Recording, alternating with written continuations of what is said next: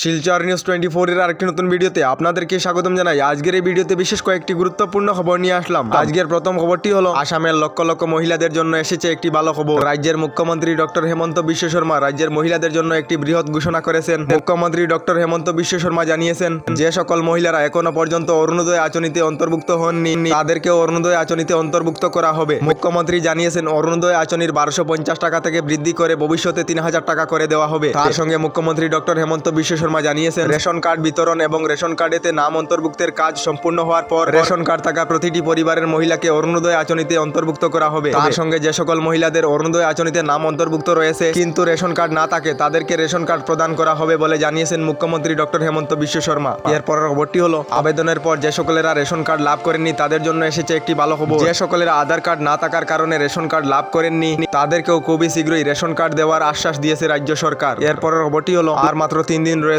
3 দিনের পর জারি করা হবে বিজেপি সরকারের শেষ বাজেট। এই শেষ বাজেটে কি কি ঘোষণা করা হবে তা নিয়ে একটি আপডেট এসেছে। আপডেট অনুযায়ী জিনিসের মূল্য বৃদ্ধি হওয়া থেকে লোকেদেরকে রেহাই দেওয়ার জন্য কেন্দ্রীয় সরকারের তরফ থেকে চাল, চিনি, গমের এক্সপোর্টে লাগা ব্যান সরানো হবে না। তার সঙ্গে খবর এসেছে বিজেপি সরকারের এই শেষ বাজেটে কৃষক, মহিলা, যুবক, যুবতী, ব্যবসায়ী এবং সরকারি চাকরি করা লোকেদের জন্য অনেক লাভদায়ক স্কিম আরম্ভ করা হবে বলে খবর এসেছে। এরপরের খবরটি হলো প্রধানমন্ত্রী কৃষক সম্মান নিধি যোজনার লিস্টে নাম থাকা লোকেদের জন্য এসেছে একটি ভালো খবর। কৃষকদেরকে প্রতি বছরে পিএম কিষানের অধীনে 3টি কিস্তির মাধ্যমে 6000 টাকা দেওয়া হয়। এবার খবরে এসেছে পিএম কিষানের 6000 টাকার পরিবর্তে কৃষকদেরকে 8000 টাকা করে দেওয়া হবে, অর্থাৎ 4টি কিস্তির মাধ্যমে কৃষকদেরকে 8000 টাকা করে দেওয়া হবে। তার সঙ্গে খুবই শীঘ্রই কৃষকদের ব্যাংক অ্যাকাউন্টে পিএম কিষানের 16তম কিস্তি দেওয়া হবে বলে খবর এসেছে। এরপরের খবরটি হলো গর্ভবতী মহিলাদের জন্য এসেছে একটি ভালো খবর। গর্ভবতী মহিলাদেরকে নিয়ে প্রধানমন্ত্রী নরেন্দ্র মোদী ঘোষণা করেছেন যে এবার থেকে গর্ভবতী মহিলাদের ব্যাংক অ্যাকাউন্টে 2টি কিস্তির মাধ্যমে 6000 টাকা দেওয়া হবে। প্রধানমন্ত্রী মাতৃবন্দনা যোজনার অধীনে গর্ভবতী মহিলাদেরকে 2টি কিস্তির মাধ্যমে 6000 টাকা করে দেওয়া হবে বলে ঘোষণা করেছেন প্রধানমন্ত্রী নরেন্দ্র মোদী।